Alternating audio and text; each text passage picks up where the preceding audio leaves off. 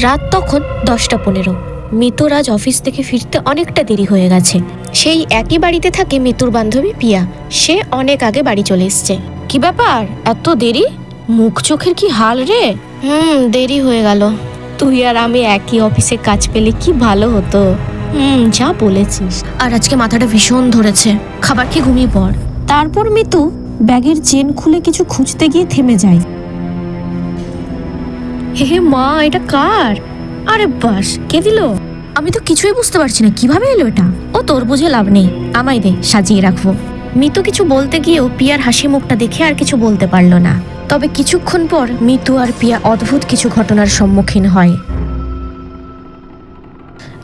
গাটা match match করছে, জ্বর আসবে মনে হয়। এ কি, পুতুলটা এমন ভাবে আছে কেন? তারপর মিতু মাঝরাতে ওয়াশরুম যেতে গিয়ে দেখে আরেক কাণ্ড।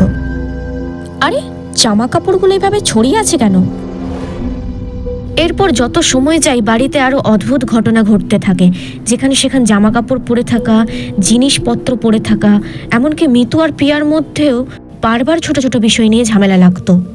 এই পুতুলটায় কিছু প্রবলেম আছে, আমারও তাই মনে হয়। আমি এটা আজই ফেলে দিয়ে আসবো। আর যখনই পিয়া পুতুলটাকে হাত দিতে গেল, অমনি লোডশেডিং। একই কাণ্ড। তারপর ওরা দৌড়ে রুম থেকে বেরোতে গিয়ে দরজা হঠাৎ বন্ধ হয়ে যায়। আর তারপর যা দেখলো।